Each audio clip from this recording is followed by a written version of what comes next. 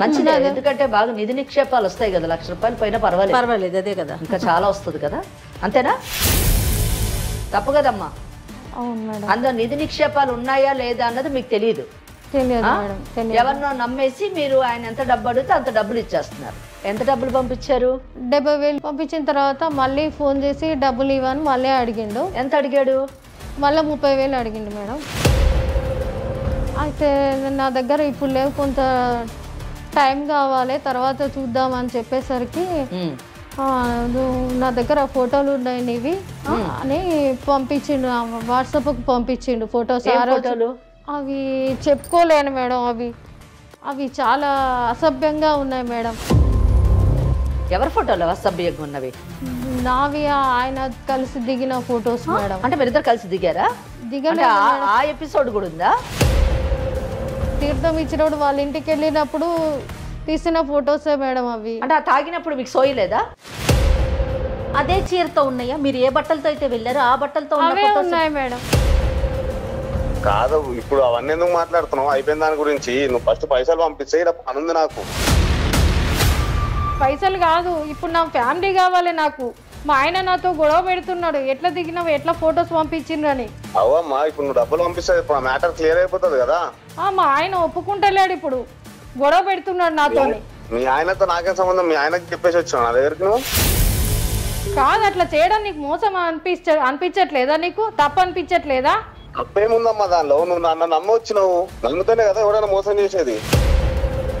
ఇప్పుడు అవన్నీ కాదు అయినా దానిల గురించి ఇప్పుడు ఎందుకు? ఈ డబ్బుల మ్యాటర్ ఏందో చెప్పు, నాకు పనుంది కొంచెం. ఇంకా డబ్బులు అంటే నా దగ్గర లేవు సార్, ఇంకా ఉన్నాయన్నీ నీకే ఇచ్చేసిన. ఇంకెక్కడ ఉన్నాయి నా దగ్గర డబ్బులు? ఇవ్వడానికి ఏమీ లేదు సార్ నా దగ్గర. మరి ఏం చేద్దామంటావు? నమ్మిన దానికి ఇట్లా మోసం చేస్తారా మీరు? మోసపోయేదాన్ని నీకు లేనప్పుడు మోసం చేయడానికి నాకేముంది? నువ్వు వచ్చే ముందు ఆలోచించకుండా వచ్చినావు. ఒక ఆడ మనిషి అయి కూడా ఉండి మీ ఆవిడ కూడా మీ ఇద్దరు కలిసి నన్ను మోసం చేసిండ్రు. అట్లా మీకు సిగ్గు అనిపించట్లేదా? ఇప్పుడు సిగ్గు పడడానికి ఏం లేదు. ఇప్పుడు నువ్వు బంగారానికి డబ్బులకు ఆశపడిందని నీకు సిగ్గు అనిపించలేదు అప్పుడు?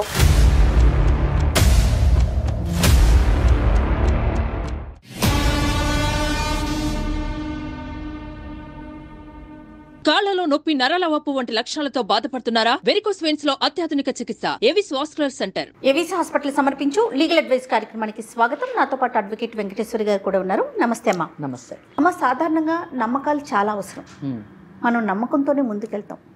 ఆ నమ్మకం కాస్త మూఢనమ్మకంగా మారిపోయి తమ జీవితాలనే నాశనం చేసుకొని ఏం చెయ్యాలో తెలియక దిక్కుతోచక, అంటే ఎంత అస్తవ్యస్తం అయిపోయిన తరువాత మేల్కొని నా పరిస్థితి ఏంటి అనే సిచ్యువేషన్లో ఒక మహిళ ఈరోజు మనల్ని ఆశ్రయించి మన స్టూడియోకి వచ్చారమ్మా.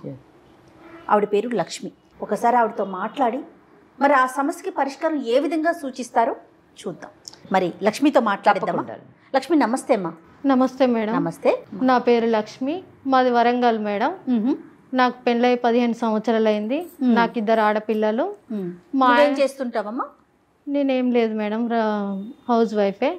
మా ఆయన రైతు మార్కెట్లో, కూరగాయల మార్కెట్లో చిన్న ఉద్యోగం చేస్తాడు మేడం. ఓకే. మా నాన్న పెళ్ళైనప్పుడు నాకు ఒక చిన్న ల్యాండ్ ఇచ్చిండు మేడం పెళ్ళికి. ఎప్పుడు? 15 ఏళ్ల క్రితం. 15 ఏళ్ల క్రితం.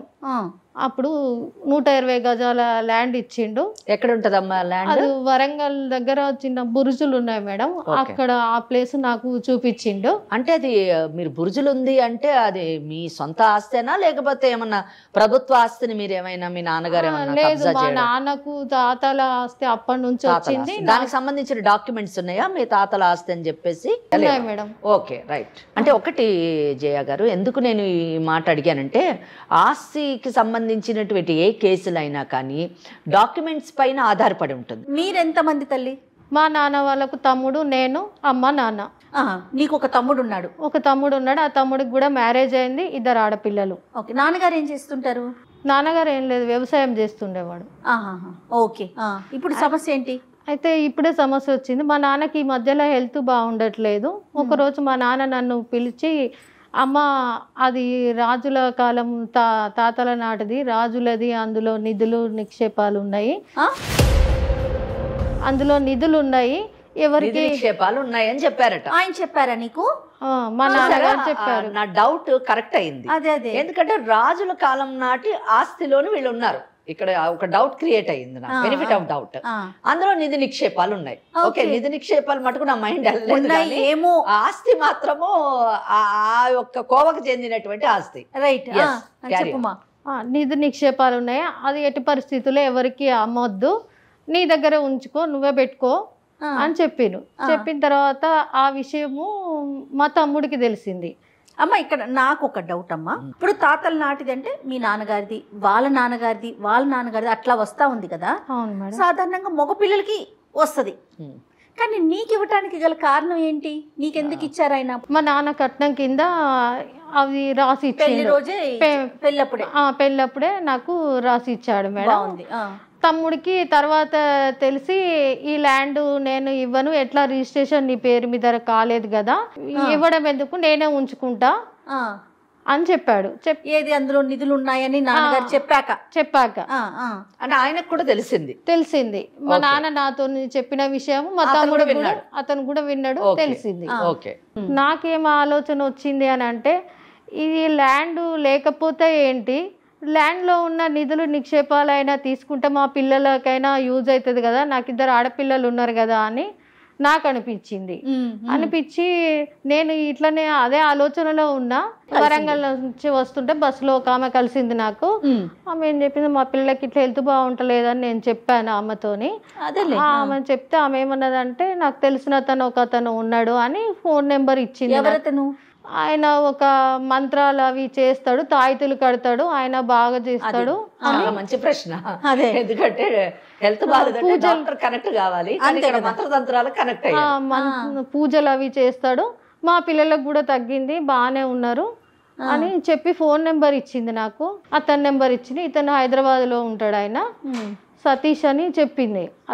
పేరు కూడా చెప్పింది అతని పేరు. అమ్మా ఇక్కడ ఒక 2 విషయాలు చూడండి. తన మనస్తత్వం మీకు అర్థమైపోయే ఉంటుంది. నిధి నిక్షేపాలు ఉంటాయమ్మా అని వాళ్ళ నాన్నగారు చెప్పగానే నమ్మేసింది. ఓహో, ఆయన ఉంటాయేమో అని చెప్పారేమో, ఉన్నాయి ఫిక్స్డ్గా నాకే కావాలి అనేది ఒకటి. ఇప్పుడు పక్కాతో మాట్లాడగానే, సరే పిల్లలకి బాగోలేదు కదా, ఏ డాక్టర్నో చెప్తే అది అలోపతినో హోమియోనో ఆయుర్వేదం అయితే అదొక ఆలోచన, మంత్రాలు అనగానే దానికి కనెక్ట్ అయిపోయింది. అంటే ఆలోచన విధానం చూడండి ఎలా ఉంది, అది నేను చెప్పేది. ఇంకోటి జయ గారు, వీక్ పర్సనాలిటీ, సెల్ఫిష్నెస్, ఆస్తుల మీద ఆశ, ఇవన్నీ ఏం చేసాయంటే ఆమెలో ఉన్నటువంటి తెలివితేటల్ని సప్రెస్ చేసాయి. ఇది ఒక విషయము. ఇంకోటి, తరచూ మనం ఈ మధ్యన ఈ కేసులు ఇటువంటి మూఢనమ్మకాల కేసులు చేస్తున్నాం. ఇక్కడ 2 డిఫరెంట్గా చూడాలండి. We cannot give a wrong message to the society. ఏంటంటే భగవంతుడు, పూజలు, పునస్కారాలు, యజ్ఞాలు, యాగాలు ఇస్ డిఫరెంట్. దాన్ని మనం 100% అప్రిషియేట్ చేస్తాము, మనం పాటిస్తాం. కానీ మంత్రాలు, తంత్రాలు అన్నది డిఫరెంట్ ఆస్పెక్ట్. అలా అని చెప్పేసి టోటల్గా దాన్ని మనము ఖండించడానికి అవకాశం లేదు. అంటే కొంతమంది వ్యతిరేకించవచ్చు ఈ స్టేట్మెంట్తోని. ఎందుకంటే యజుర్వేదంలోని 2 యజుర్వేదాలు ఉన్నాయి, black Yajurveda, white Yajurveda. Black Yajurveda మొత్తం తాంత్రిక్ ఇది గురించే మాట్లాడుతూ ఉంటుంది. అయితే అటువంటి మంత్రగాళ్ళు, తాంత్రిక విద్యలు అభ్యసించినటువంటి వారు, పాటించేటటువంటి వారు ఈనాటి సమాజంలో పర్ఫెక్ట్గా ఉన్నటువంటి వాళ్ళు లేకపోయి ఉండొచ్చు, కానీ విద్య అయితే ఉంది. ఇక్కడ ఏమైందంటే లక్ష్మి, మీరు ఇందాక చెప్పినట్టు ఆమె పర్సనాలిటీ చెడు వైపు మొగ్గింది. దానికి కారణం స్వార్థము, ఆశ, ఆస్తి మీద ఆమెకున్నటువంటి మమకారం. తర్వాత ఏం జరిగింది తల్లి? నేను ఫోన్ చేశాను మేడం, మా పాపకి హెల్త్ బాగాలేకపోతే నేను ఫోన్ చేస్తే కొన్ని చిట్కాలు చెప్పిండు నాకు, ఇట్లా చేయమ్మా అట్లా చేయమ్మా అని. నాకెందుకో నమ్మకమే అనిపించింది, నమ్మకంగానే చెప్పిండు మేడం నాకు.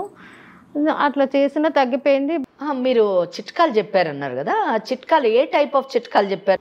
ఏం లేదమ్మా, ఇంట్లో పసుపు ఉంటుంది కదా దేవుడి దగ్గర, ఆ పసుపు కొంచెం తీసి అక్కడ పెట్టేసి అది తీసుకొని పాలల్లో వేసి తాగించమని చెప్పింది పిల్లలకి. అట్లా తాగించాను మేడం. అట్లనే ఇంకా ఈ శనివారం అట్లా వేప చెట్టు చుట్టూ అట్లా ప్రదక్షిణలు, రావి చెట్టు చుట్టూ అట్లా ప్రదక్షిణలు చేయమన్నాడు. అట్లా చేస్తే పిల్లలకి తగ్గింది మేడం. ఏ మందు వాడకుండానే ఈ 2 చేయగానే తగ్గిపోయింది. అంతేనా? అంతే మేడం. ఓకే. దీంతో మీకు నమ్మకం వచ్చేసింది ఆయన మీద? నమ్మకం పసుపులో ఉండేటటువంటి యాంటీబయాటిక్ కాబట్టి అది లోపల ఉన్నటువంటి జర్మ్స్ ని తీస్తుండొచ్చు. ఇంకా వేప చెట్టు అన్నది మంచి గాలికి వేపాకు ఎప్పుడు మంచిది కాబట్టి ఓకే, నమ్మకాన్ని స్ట్రాంగ్ చేయడానికి, నమ్మకం కలిగించడానికి 2 చిట్కాలు చెప్పారు. కానీ ఎంత కరెక్ట్ గా అప్ చేశాడో చూడండి. అంటే మనిషి మోసం చేసేటటువంటి వ్యక్తి ఒక సిస్టమాటిక్ గా మోసం చేయగలుగుతాడు. ఆ మోసం చేయడానికి ప్రధానమైనటువంటి అంశం నమ్మకాన్ని కుదుర్చుకోవడం. ఆ నమ్మకాన్ని కలిగించాడు first step. What will be the next step చూద్దాం. నాకు నమ్మకం అనిపించి మా ఇంట్లో జరిగిన ఈ ల్యాండ్ విషయం గురించి అతనితో చర్చించాను. చర్చిస్తే అతను ఏమన్నాడంటే, చేస్తానమ్మా, ఆ పూజలు కూడా చేస్తా నేను, నువ్వేం బాధపడకు, నేను చేస్తాను, చెప్పినట్టు చెయ్యి, కానీ నాకు చెప్పినట్టు ఎవరికి చెప్పొద్దు, మరి ఇద్దరి మధ్యలోనే ఉండాలి, చెప్తే ఎందుకంటే అట్లాంటివి ఫలించవు అని చెప్పాడు. అమ్మ ముందు దానికి డబ్బులు ఏమైనా తీసుకున్నాడా? ఇప్పుడు పిల్లల కోసం వైద్యం చెప్పాడు కదా ఆయన, పసుపు వేప చెట్టు ఏం తీసుకోలేదు మేడం. దానికి డబ్బులు కరెక్ట్ అమ్మా. పలానా రోజు అమావాస్య రోజు, పౌర్ణమి రోజు అట్లా చెయ్యని నిమ్మకాయలు కొబ్బరికాయ వెళ్ళి ఆ ల్యాండ్ ఉన్న దగ్గర ఎవరు చూడక ముందు అక్కడ పెట్టమని చెప్పిండు. పూజ గిన చేసి వచ్చేయమని చెప్పిండు. అట్లా 2 months జరిగింది.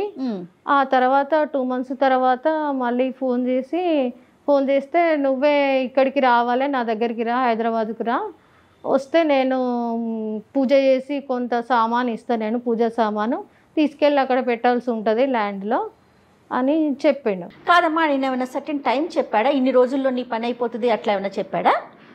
చెప్పాడు మేడం.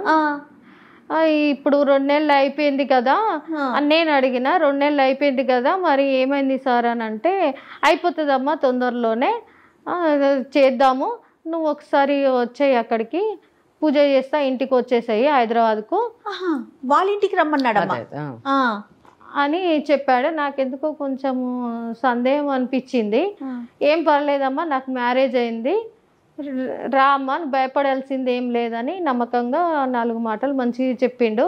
చెప్పేసరికి నాకు నమ్మకం అనిపించి నేను హైదరాబాద్కి వెళ్ళాను మేడం. అడ్రస్ ఇచ్చిండు, రమ్మన్నారు, వెళ్ళాను మేడం. మీ ఆయనకు తెలుసా ఈ విషయం? మా ఆయనకి ఏం తెలియదు మేడం. ఆయనకు కూడా చెప్పలేదు? చెప్పలేదు మేడం. ఎందుకు చెప్పలేదు లక్ష్మి? మరి ఎవరికి చెప్పొద్దు అన్నాడు కదా మేడం. ఎవరికి అంటే ఇంట్లో ఉన్న భర్తకు కూడానా? ఎంత అమాయకంగా ఉన్నారమ్మా. వెళ్ళావమ్మా? వెళ్ళాను మేడం. వెళ్ళిన తర్వాత రమ్మన్నాడు, కూర్చోమన్నాడు మేడం. కూర్చున్న తర్వాత వాళ్ళ వైఫ్ ఉందా? వైఫ్ అప్పుడు లేదు. మీ వైఫ్ లేదని అడిగితే బాబుని తీసుకురావడానికని స్కూల్కి వెళ్ళింది, దగ్గరలో ఉన్న స్కూల్కి వెళ్ళింది తీసుకురావడానికి. ఇప్పుడు వస్తుందమ్మా. ఇల్లేనా అది? ఇది ఇల్లే మేడం. బొట్టు పెట్టిండు, బొట్టు పెట్టి తీర్థం ఇచ్చాడు నాకు. తీర్థం ఇచ్చిన తర్వాత నేను తీసుకున్న తర్వాత నాకు అసలు ఏం జరిగిందో ఏం తెలియదు మేడం. లేచేసరికి పూజ అయిపోయిందని అవి పూజ సామాను చేతిలో పెట్టిండు. అయితే లేచేసరికి నాకు కొంచెం ఎందుకో ఇబ్బందిలాగా, కళ్ళు తిరిగినట్టు, ఫీవర్ లాగా అనిపించింది మేడం. అవి తీసుకొని నేను వెళ్ళిపోయిన తర్వాత 2 daysకు డబ్బులు పంపించాను నేను, అడిగిన అమౌంట్ అతనికి. మళ్ళీ తర్వాత 10 days తర్వాత మళ్ళీ ఫోన్ చేసి ఏమైందమ్మా, అమౌంట్ మళ్ళీ పూజ చేయాలి అక్కడ, ఈసారి నేను చేయాలి అక్కడ ల్యాండ్లోనే చేయాలి పూజ, మరి అమౌంట్ పంపి దానికి ఖర్చు అవుతుంది కదా అమ్మ అని చెప్పాడు. చెప్పేసరికి నా దగ్గర డబ్బులు ఏం లేవు, ఇప్పుడు ఏమొద్దు, తర్వాత చూద్దాము అని చెప్పాను మేడం. ఎంత డబ్బులు పంపించారు? 70,000. అంటే ఆయన అడిగాడా? ఆయనే అడిగాడు మేడం. ఆయన అడిగితే 70,000 పంపించాను మేడం. పంపించిన తర్వాత మళ్ళీ ఫోన్ చేసి డబ్బులు ఇవ్వని మళ్ళీ అడిగిండు. ఎంత అడిగాడు? మళ్ళీ 30,000 అడిగిండు మేడం. అంటే 1,00,000 రూపాయలు దీనికి. ఓకే, పంపించారా మరి? లేవు మేడం. అప్పటికే నేను ఉన్నదంతా అమ్మేసి, నగలన్నా అమ్మేసిన, అవి ఇచ్చేసిన. అప్పటికి ఇంకా 10,000 అప్పు చేసిన నేను. అది కాక దేవుడి దగ్గర దాచుకున్న డబ్బులు కూడా నేను పగలగొట్టి ఇచ్చేసిన మేడం నేను. మంచిదే, ఎందుకంటే బాగా నిధి నిక్షేపాలు వస్తాయి కదా, 1,00,000 రూపాయలు పైన పర్వాలేదు. అదే కదా, ఇంకా చాలా వస్తుంది కదా, అంతేనా? తప్పు కదమ్మా. అవును మేడం. అందులో నిధి నిక్షేపాలు ఉన్నాయా లేదా అన్నది మీకు తెలియదు మేడం. ఎవరినో నమ్మేసి మీరు ఆయన ఎంత డబ్బు అడిగితే అంత డబ్బులు ఇచ్చేస్తున్నారు. పోనీ ఆ తీసేవాడు తీయగలిగేటటువంటి శక్తి ఉన్నవాడా కాదా అన్నది కూడా మీరు వెరిఫై చేసుకోలే. కదా? లేదు, ఆయన దగ్గరికి మీరు వెళ్ళింది ఎందుకు? మీ పిల్లలిద్దరికి ఒంట్లో బాగలేకపోతే చూపించుకోవడానికి వెళ్ళారు. అవును మేడం. పిల్లలకు ఒంట్లో బాగలేకపోవడానికి నిధి నిక్షేపాలకి ఏమైనా సంబంధం ఉందా? కానీ తర్వాత ఏం జరిగింది? అయితే నా దగ్గర ఇప్పుడు లేవు, కొంత టైం కావాలి, తర్వాత చూద్దామని చెప్పేసరికి నా దగ్గర ఫోటోలు ఉన్నాయి నీవి అని పంపించిండు, వాట్సాప్కి పంపించిండు ఫొటోస్. ఫోటోలు అవి చెప్పుకోలేను మేడం, అవి చాలా అసభ్యంగా ఉన్నాయి మేడం. ఎవరి ఫోటోలు అసభ్యంగా ఉన్నవి? నావి ఆయన కలిసి దిగిన ఫొటోస్ మేడం. అంటే మీరిద్దరు కలిసి దిగారా? దిగలేదు ఆ ఎపిసోడ్ కూడా ఉందా? లేదు మేడం, నాకు తెలియకుండానే అది నీకు తెలియకుండా ఎలాగైతుందమ్మా? ఇద్దరు అసభ్యంగా ఉండేటటువంటి ఫోటోలు మీ ఇద్దరివి ఎలా వస్తాయి నీకు తెలియకుండా? అంటే నువ్వు ఏదో దాస్తున్నావు మా దగ్గర. నిజం చెప్పలేదంటేనా? ఏం దాచట్లేదు. అంటే ఆ నిధి నిక్షేపాల గురించి ఎంతకైనా దిగజారుతావు అన్నమాట నువ్వు. లేదు మేడం. మరి అవి ఎట్లా వచ్చినాయి నాకేం తెలియదు మేడం. ఎలా తెలియకుండా ఉంటుందమ్మా? ఎవరు చెప్తున్నా ఎలా నమ్మాలి? నీకు తెలియకుండా ఎలా జరుగుతుంది? నాకు తెలియకుండానే జరిగింది మేడం అట్లా. ఇది ఎలా సాధ్యం తల్లి?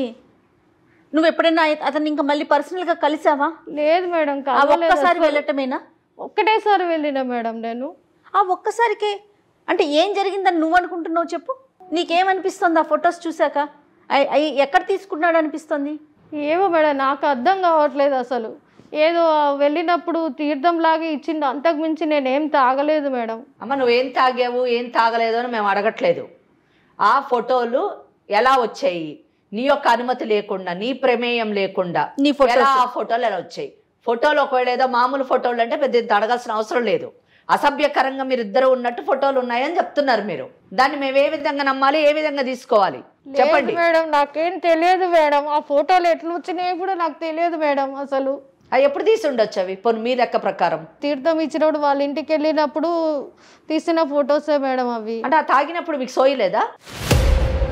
లేదు మేడం, అందులో ఏమో కలిపి ఇచ్చాడు మేడం. నాకు అసలు ఇప్పుడు అర్థమవుతుంది. మీరు ఎన్నింటికి తాగారు? అది 3 గంటలకి. మీరు కళ్ళు తిరిగి అన్నారు కదా, ఎన్నింటికి లేసారు? 4ంటికి లేసాను మేడం. అంటే ఈ గంటలో ఏం జరిగిందో మీకు తెలియదు? ఏం తెలియదు మేడం నాకు. అంటే ఈ గంటలో జరిగినటువంటి భాగవతమే ఆ ఫోటోలు అంటారా? తెలియదు, కావచ్చు అని నా ఊహ మేడం. అదే చీరతో ఉన్నాయా? మీరు ఏ బట్టలతో అయితే వెళ్ళారో ఆ బట్టలతో అవే ఉన్నాయి మేడం. అట్లా దాన్ని బట్టి నేను అనుకుంటున్నా మేడం. ఆ తర్వాత మళ్ళీ ఎప్పుడు మీరు కలవలేదు అతన్ని? నిజం చెప్పాలమ్మా లక్ష్మి, ఈ వేదిక దాకా వచ్చాక ఆవిడ ఒక అడ్వకేట్. ఓకే, మీరు ఎక్కడా కూడా అబద్ధం చెప్పొద్దు, ఏది దాచొద్దు, నిజాన్ని దాచొద్దు, ఉన్నది ఉన్నట్టుగా కరెక్ట్గా చెప్పండి. నిజమే చెప్తున్నా. ఒక్కసారే వెళ్ళారు, ఆ గంటే ఉన్నారు వాళ్ళు. అంతే మేడం, అంతకు మించి నేను ఎప్పుడు కలవలేదు మేడం. 1 అవర్లోని జరిగినటువంటి ఇది మాట, ఇది ఆ ఫోటోల యొక్క సారాంశము. కానీ ఏమైన తర్వాత డబ్బులు ఇవ్వమంటే ఈ ఫొటోస్ పంపించాడు మేడం. ఇది మా ఆయనకు తెలిసి చాలా. ఆయనకి ఎట్లా తెలిసింది? మీకు కదా పంపించాడు, మీ వాట్సాప్ కి పంపించాడు. ఫోన్ చూసాడు. ఎలా చూసాడు? మీ ఆయన చూస్తాడు కదా మేడం నా ఫోను. ఓకే, ఏమన్నారు మీ ఆయన? చూసి నువ్వు నాకు తెలియకుండా చేసేది ఇదానా నువ్వు పని అని చాలా గొడవ చేసిండు. ఇంట్లో చాలా పెద్ద గొడవ అయింది మేడం. మీ గొడవ అయిన తర్వాత మీరిద్దరు ఇంకా కలిసే ఉన్నారా? కలిసే ఉన్నా మేడం, పిల్లలు ఉన్నారు కదా మేడం. ఓకే, అంటే మీ ఆయన క్షమించాడు? లేదు, క్షమించలేదు, గొడవ జరుగుతూనే ఉంది మేడం. ఓకే రైట్, గొడవ జరుగుతూనే ఉంది కానీ బట్ కలిసే ఉన్నారు. సంతోషం. మళ్ళీ హైదరాబాద్కి వెళ్ళారు. నేను మళ్ళీ ఒకసారి అతన్ని కలవడానికని వచ్చినప్పుడు ఇంటికి వెళ్ళి నువ్వు ఇట్లా చేస్తున్నావు అని ఏంది అని అడగడానికని నేను వెళ్ళారు. నేను ఒక్కదాన్నే వెళ్ళినా మేడం. ఎందుకు ఇట్లా చేస్తున్నావు అని అడగడానికని వెళ్తే డోర్ తీసింది ఆ అమ్మాయి, వాళ్ళ వైఫ్. తీసి చూస్తే నాకు ఆ రోజు బస్సులో కలిసిన అమ్మాయే. ఆమె డోర్ తీసేసరికి నేను షాక్ అయినా మేడం.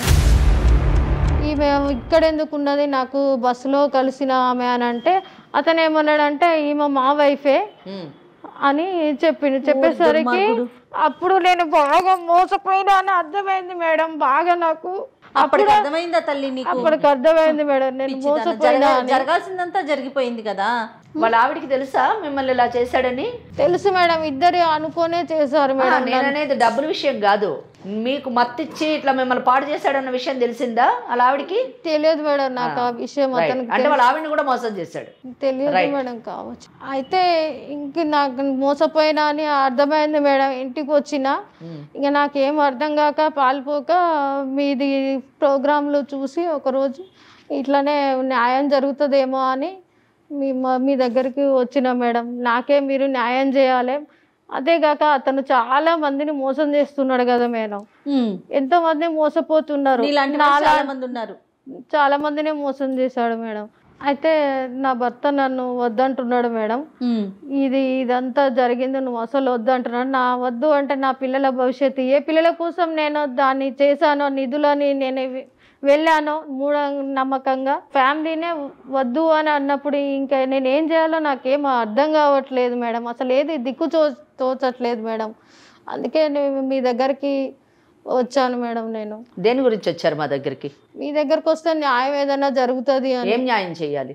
నీకేం న్యాయం చేసేటటువంటి పరిస్థితి ఎప్పుడు రావాలో తెలుసా? ఇటువంటి పరిస్థితులు ఉన్నప్పుడు ఇది చేయకముందు ఏం చేస్తే బాగుంటుంది అని సలహా అడగడానికి రావాలి. అంతేకాని అన్నీ అయిపోయిన తర్వాత తప్పుల మీద తప్పులు చేసి, నేరాల మీద నేరాలు చేసి, నేరాలు చేసేవాడికి నువ్వు వత్తాసు పలికి, వాడితో సహకరించి నీ జీవితాన్ని పాడు చేసుకొని, నిన్ను నమ్ముకుని నిన్ను పెళ్లి చేసుకున్నటువంటి నీ భర్త జీవితాన్ని పాడు చేసి, 2 పిల్లలు ఉన్నారని స్పృహ కూడా లేకుండా చేసి ఈరోజు న్యాయం కావాలంటే ఏం న్యాయం చేయాలి నీకు? వేరేవాళ్ళ గురించి నువ్వు మాట్లాడకు. వేరేవాళ్ళు కూడా మోసం చేస్తున్నాడేమో అని ఆ మాట నువ్వు చెప్పకు. ఏం సోషల్ సర్వీస్ చేసేది ఏం లేదు.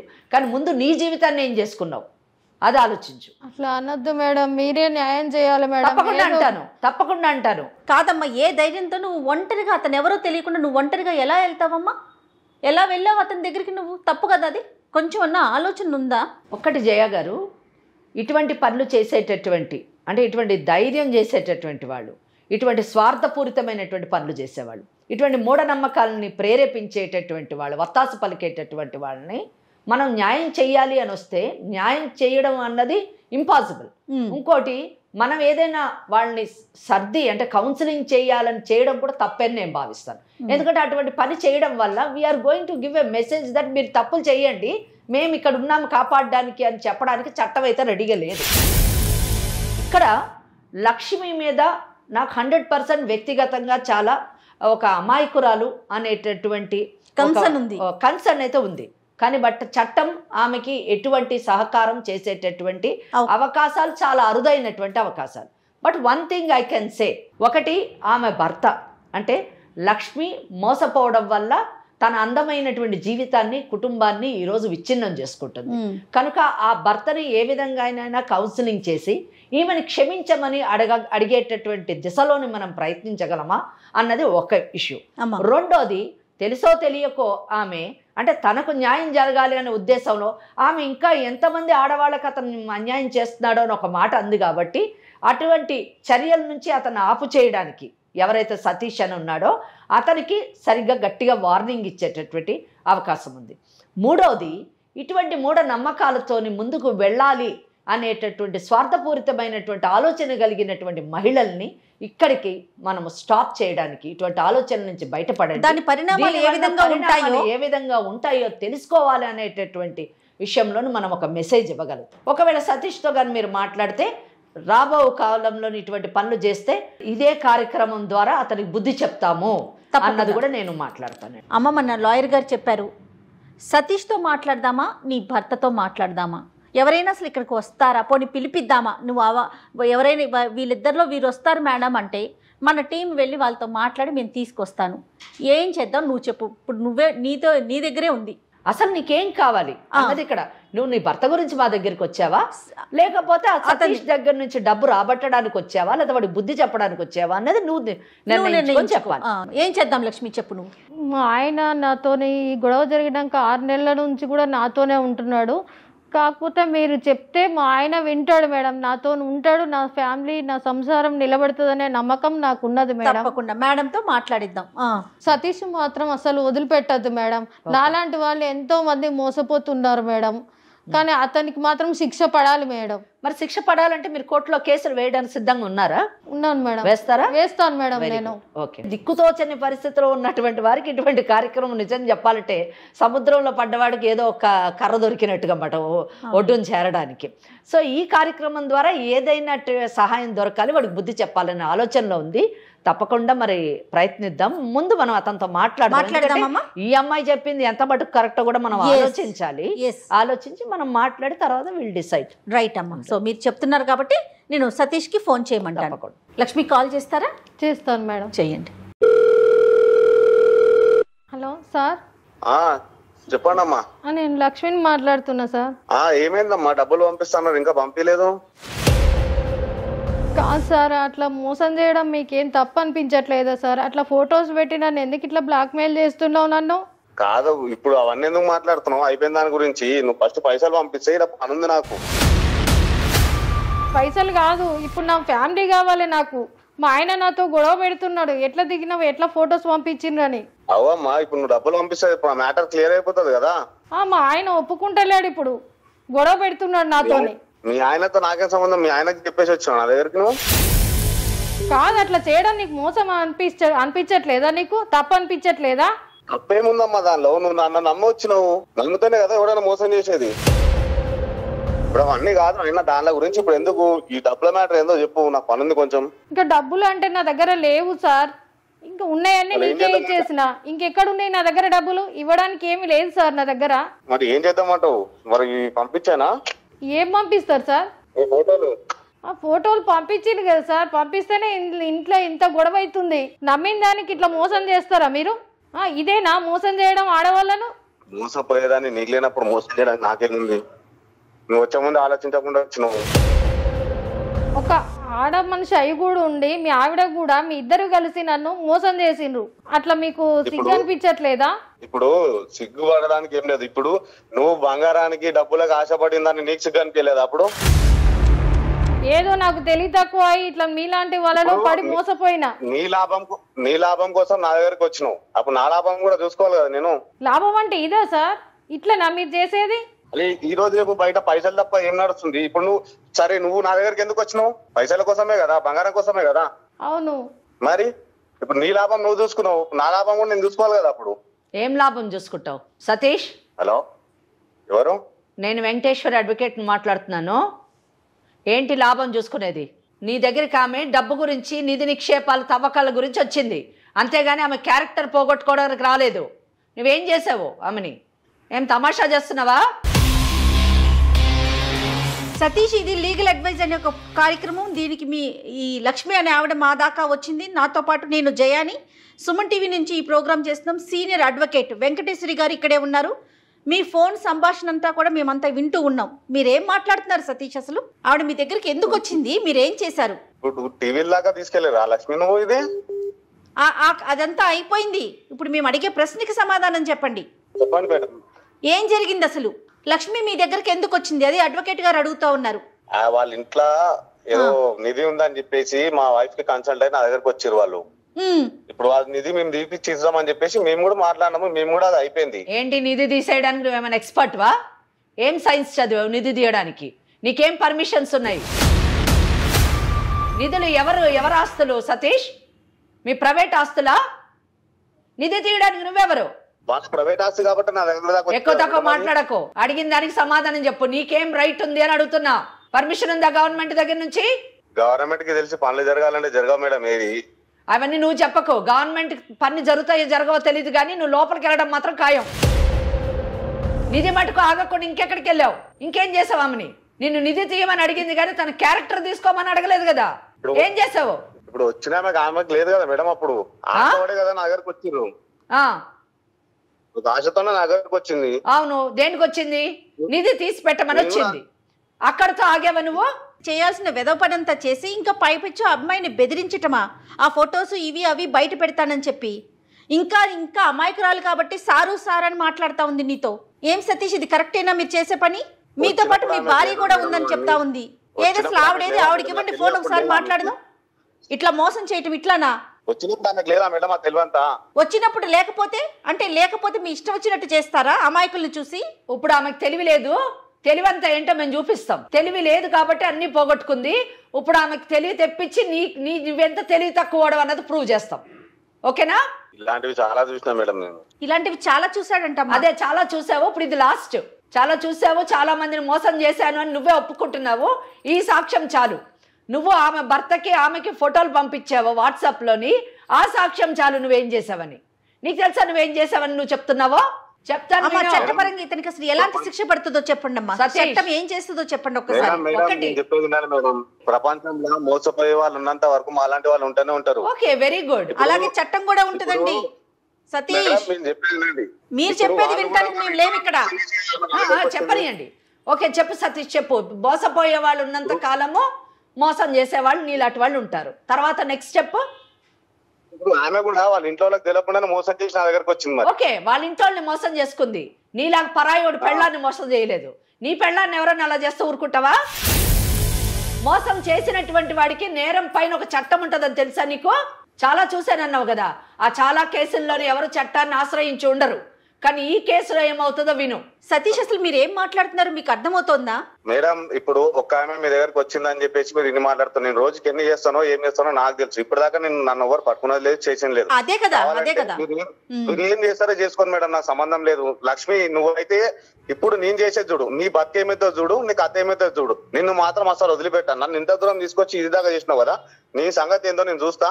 నిన్ను మాత్రం వదిలిపెట్టా. అర్థమైందా? ఇప్పుడు మీరేం చేస్తారో చేసుకోండి మేడం, నేనేం చేయాలా చేస్తా.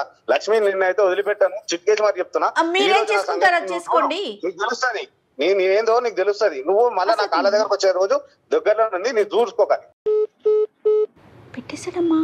అమ్మా, అతనికి ఎంత ధైర్యం అమ్మా. మీరు ఒక అడ్వకేట్ ఉన్నారని చెప్పినా కూడా అతను భయపడట్లేదు ఏంటమ్మా? అంటే మోసం చేయడానికి అలవాటు పడిపోయాడు. ఆయన అన్నది ఒక మాట కరెక్ట్. ఏంటంటే మోసపోయే వాళ్ళు ఉన్నంత కాలం మోసం చేసేవాళ్ళు మోసం చేస్తూనే ఉంటారు. ఖచ్చితంగా అమ్మా. ఈ స్టేట్మెంట్ని ఈ ఎపిసోడ్ చూస్తున్న ప్రతి అమాయకురాలైన మహిళ అండర్లైన్ చేసుకోవాలి. అంటే ఏంటంటే మనిషి మోసపోకుండా ఉండడానికి ప్రయత్నించాలి. అయితే ఒకటి, నేను ఫస్ట్ బిగినింగ్లో నీ లక్ష్మి మాట్లాడినప్పుడు ఏం చేస్తాంలే అని అనుకున్నాను. కానీ ఆయనతో మాట్లాడిన తర్వాత చట్టపరంగా అసలు అతనికి చట్టపరంగానే ఆయన ఎంత మోసగాడు, ఎంత నేరస్తుడు, నేరాలు ఎన్ని చేశాడు అన్న విషయం చాలా మనకి క్లియర్గా తెలుస్తుంది. సో ఇక్కడ మనకి ఏంటంటే అనుకోకుండా ఆయన దురదృష్టం, ఈ అమ్మాయి అదృష్టం ఏంటంటే ఆ కావాల్సిన సాక్ష్యాలన్నీ మనకు లభించాయి. ఇక్కడ మెయిన్ థింగ్ ఎలా అని చెప్దాం. ఫస్ట్ మనము ఆ అమ్మాయికి ఆశ చూపించి, అంటే నిధి నిక్షేపాలు తవ్వి నేను నీకు అందజేస్తాను అని చెప్పడమే ఫస్ట్ నేరం అండి. ఎలా నేరం అంటే, నిధి నిక్షేపాలు అన్నవి నిజానికి వ్యక్తిగతమైనటువంటి ఆస్తులు కాదు. అంటే మన ప్రాపర్టీలో ఆ ఆస్తి ఉన్నా కానీ అవి బయటపడితే ఒకవేళ అవి ప్రభుత్వానికి ఆధీనం చేయాలి. అలా చేయకుండా ఇతనే తీసేసి, ఒకవేళ ఆయనకు ఆ శక్తి ఉన్నా తీసి ఆమె తను పంచుకోవాలి అనే ఆలోచన ఉండడమే ప్రథమ నేరం. మైన్స్ అండ్ మినరల్స్ యాక్ట్ కానివ్వండి, లేదా ఆర్కియాలజికల్ లాస్ కానివ్వండి, ఇన్వోక్ చేస్తే తప్పకుండా జైలుకి వెళ్ళేటటువంటి అవకాశం. ఇంకోటి, రెండోది, అసలు ఫస్ట్ అతనికి తీసేటటువంటి శక్తి అంత శాస్త్రం అతనికి తెలిసి ఉండాలి. ఆ శాస్త్రం అతనికి తెలిసినటువంటి వ్యక్తి కాదు.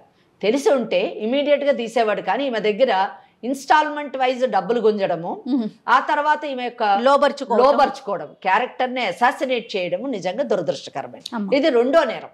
లేని శాస్త్రాన్ని, అంటే తెలియని శాస్త్రాన్ని తెలుసు అని చెప్పి డబ్బు తీసుకొని ఆమెని మోసపుచ్చాడు అని చెప్పచ్చు. అంటే తెలియని దాన్ని చెప్పాడు కాబట్టి చీటింగ్ కింద వస్తుంది. అంటే డబ్బును కూడా లాగాడు కాబట్టి తెలియని శాస్త్రాన్ని వచ్చు అని చెప్పడము, మోసపుచ్చడము, డబ్బు లాగడము, ఇది చీటింగ్ కింద తీసుకోవాలి మనం. రెండో నేరం.